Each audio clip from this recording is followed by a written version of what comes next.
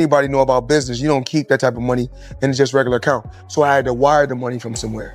Okay. So I wired the money to the account, and when I wired it to the account, I went straight to the bank. I go to the bank myself to make sure shit get done. Because the thing is this, I can't make all the money unless somebody else do all the dictating and do all the controlling. Yeah.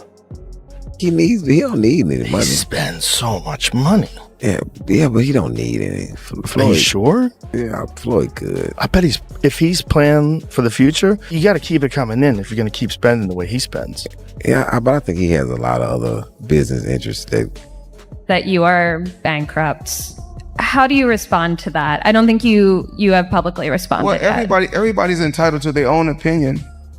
I mean, if we call having 2 private jets, owning 100 buildings, being able to do what you want to do, if that's bankrupt, then I'm pretty sure everybody want to live like that.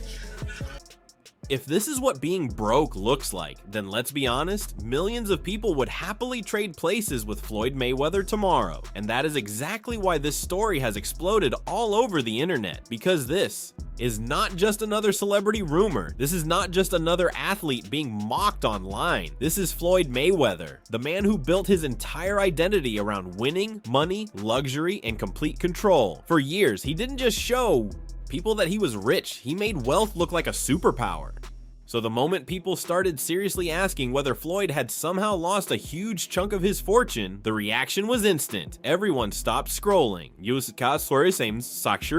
This insider article that ran. Yes.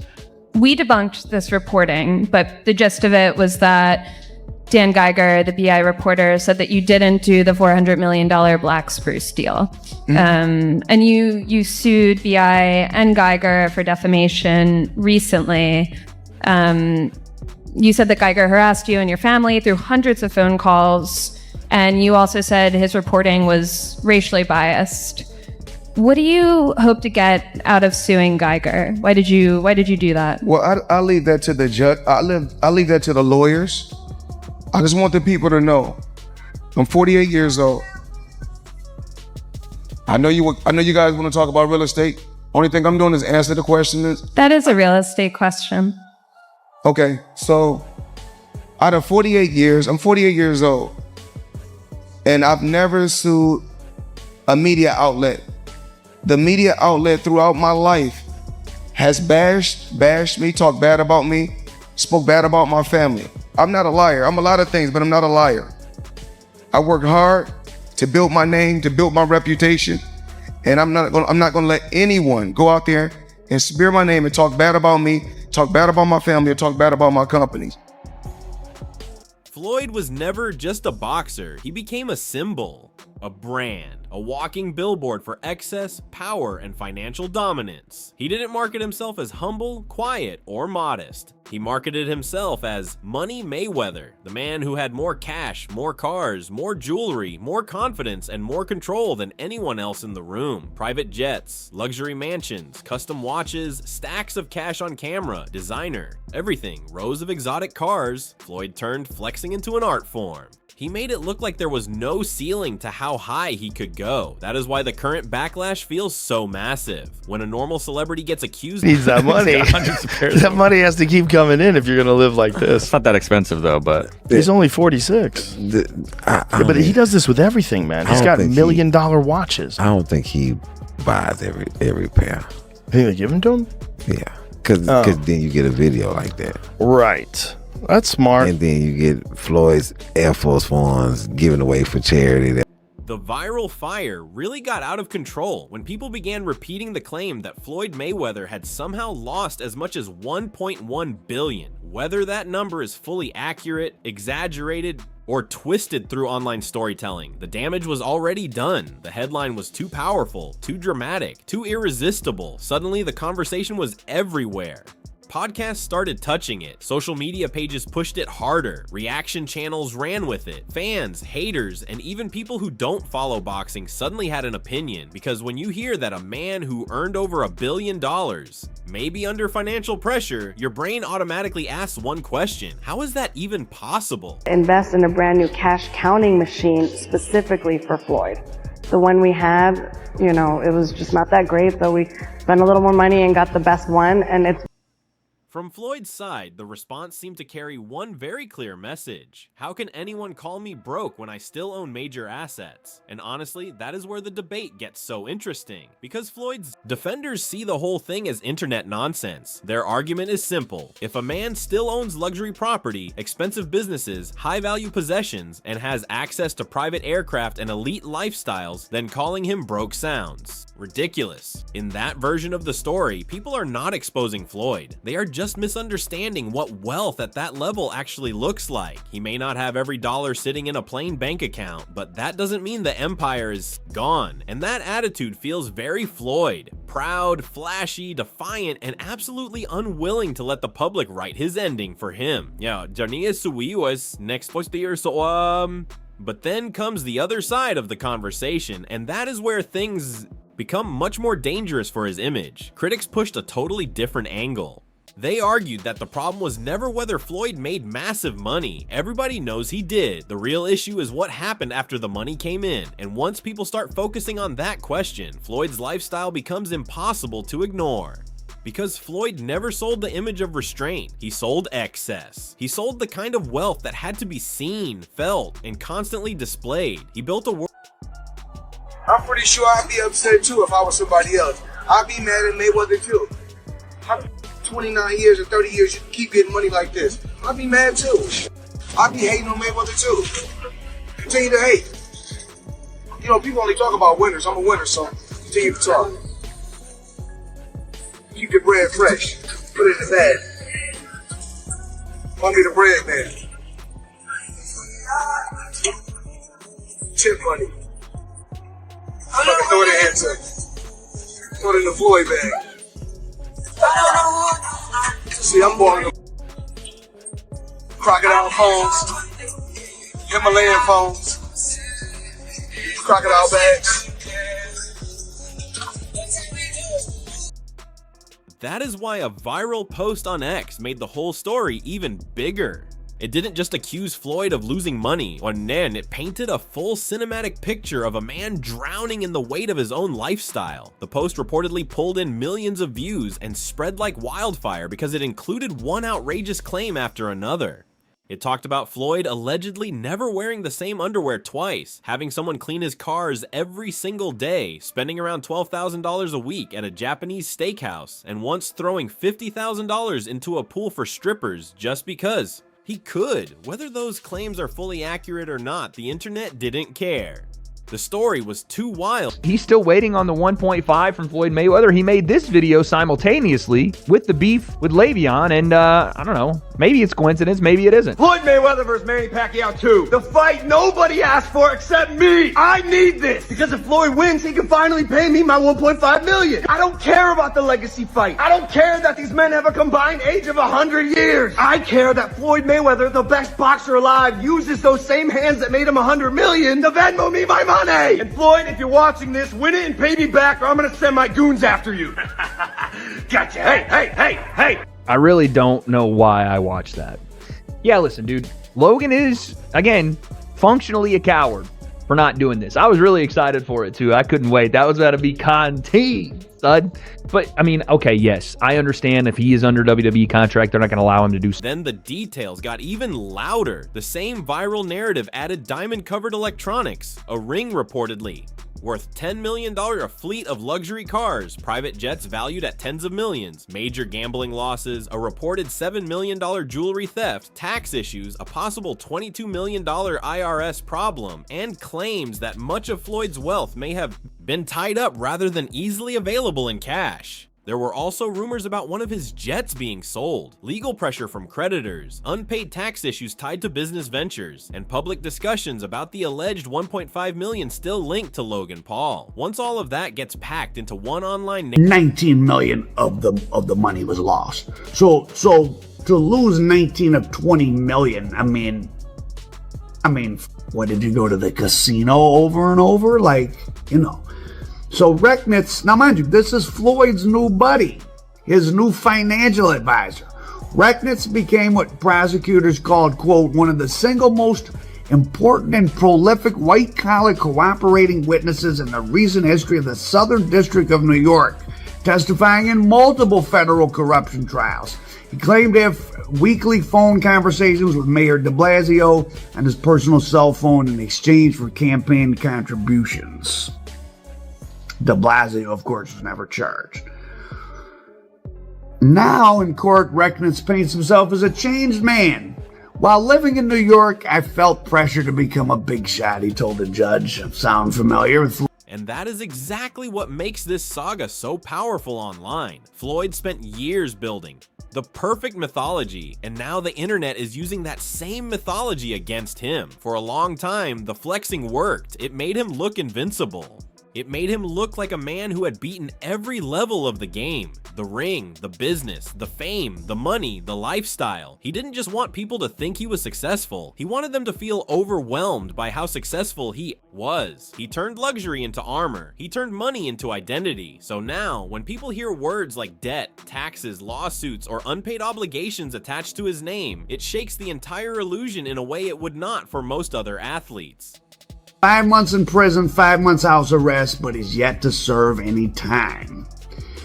He got sentenced to 10 months in 2019. Five months in prison, 5 months and house arrest, but he's yet to serve any time. His sentencing has been repeatedly delayed and reassigned to different judges.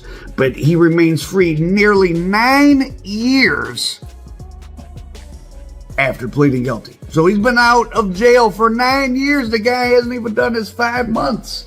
So he's got his hand in the corruption cookie jar still, it seems like. After the scandal, he moved back to LA, where he's from, and became a jeweler. He launched Jadel Jewelry and Diamonds, leveraging connections to celebrities like Kim Kardashian, Shaq, and What makes the story even deeper is that some observers believe this may not be only about spending. According to that view, Floyd's pressure may also involve complicated business relationships, questionable management decisions, legal disputes, bad advice, and money that may not have reached him the way people assumed it did. In other words, the issue may not just be what Floyd bought, it may also be how the business around him was structured. And that matters because it shifts the story from a rich man spent too much to something much more serious. A superstar trying to understand where the money went, who controlled it, and whether the empire he trusted was ever as solid as it looked from the outside. Like you said, he was Mayweather, Money Mayweather, and now he's suing because he went through his money, he blew his money, whatever. Look, I don't know what the truth is fully in there. I know Steven Espinoza was named. He ran Showtime at the time.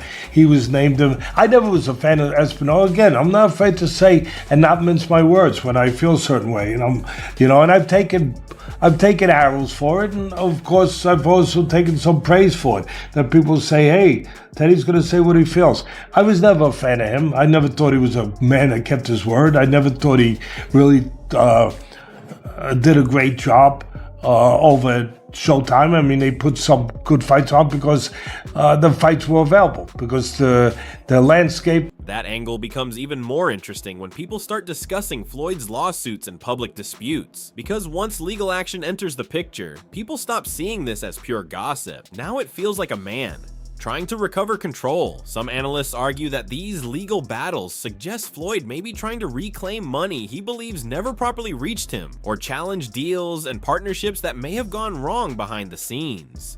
If that interpretation is true, then every case, every dispute, and every public argument is not just about dollars. It is about protecting the Money Mayweather legacy itself. It becomes a fight over image, ownership, and whether Floyd is trying to save more than just cash, whether he is trying to save the story of who he has always claimed to be.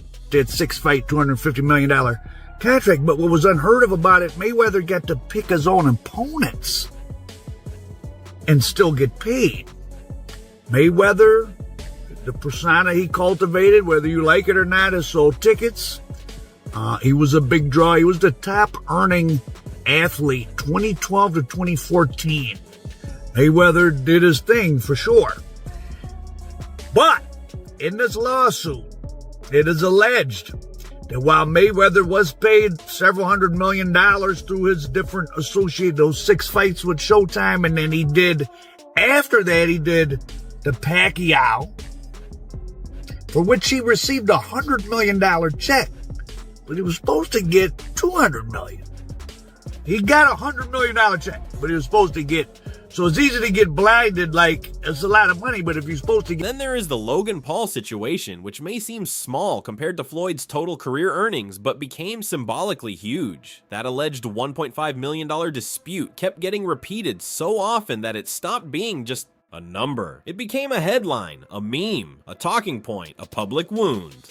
Because once people hear that a man who made more than $1 billion is still being publicly accused of not paying a relatively smaller amount, it starts feeding a much bigger narrative. Suddenly, people are not just asking if Floyd is wealthy. They are asking if the system around him is functioning properly. They are asking whether the empire is truly smooth behind the scenes, or whether it only looks smooth from far away. Fought Conor McGregor. Huge. He fought Pacquiao. So now he's talking about fighting Mike Tyson. He does seem to be having money problems. And I don't care how many goddamn watches he bought, the amount of money he made boxing, unless he's been getting swindled on the business end. Once you start getting into having hundreds of millions of dollars, you're getting $10, $15 million a year or 20, 30, $40 million a year in interest. Right? If you're just in the stock market is like doubled in the last 4 years, right? I mean, so Al Heyman is this. He's not like a Don King. He doesn't have that reputation. He has this, that he's a brilliant businessman. He stays totally. What also makes this an whole situation so brutal is how quickly public opinion can turn. There was a time when Floyd Mayweather represented discipline, intelligence, dominance, and total financial success. Even people who disliked his personality often had to respect the results. He was undefeated, he made insane money, he controlled the business better than almost anyone in boxing history. But fame is ruthless. The same people who praise you when you look unstoppable are often the first ones to laugh when they sense weakness. And that seems to be exactly what is happening now. The public that once admired the shine is now inspecting every crack in the glass. According to TMZ, let's get to the TMZ. Floyd Mayweather sues Showtime, saying I'm missing hundreds of millions of dollars. Floyd Mayweather Jr. says he made over $1 billion in earnings over his legendary career, but the 50-0 fighter claims all the money didn't make it to his bank account. He is now suing Showtime, claiming they played a big role in his ex-manager screwing him out of hundreds of millions of dollars. In the lawsuit filed by Floyd in California and obtained by TMZ Sports, Mayweather says he's gunning to recover hundreds of millions of dollars in the misappropriated funds and damages resulting from long-running and elaborate financial. At the same time, nobody can deny that Floyd really did build one of the wildest lifestyles in sports history. He lived in a way that felt almost unreal. Luxury cars lined up like trophies, private jets that made normal first-class travel look cheap.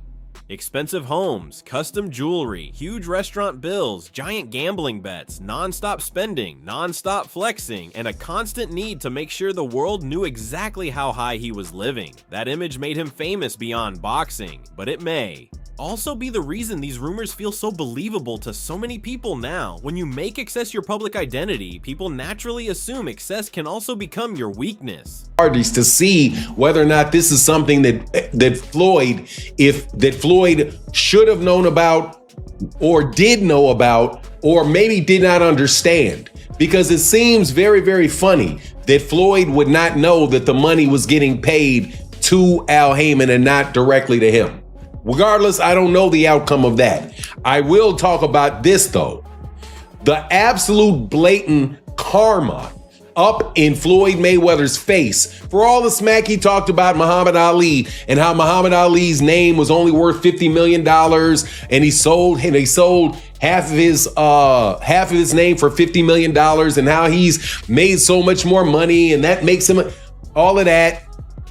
Talked about how Muhammad Ali, I'm sure, or I don't know if he did, but I'd heard, talked about Floyd. Yeah, he did, because he talked about his money and how he had to sell his name because he... And maybe that is the hardest truth in this entire story. Floyd Mayweather's financial controversy is not so fascinating because people know every fact with certainty. It is fascinating because of the contrast. The man who once looked completely untouchable is now surrounded by stories of tax pressure, lawsuits, business disputes, unpaid obligations, and public questions about whether the money is really as strong as the image.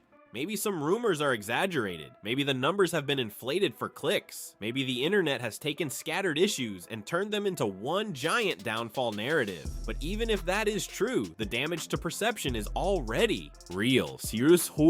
Next voice.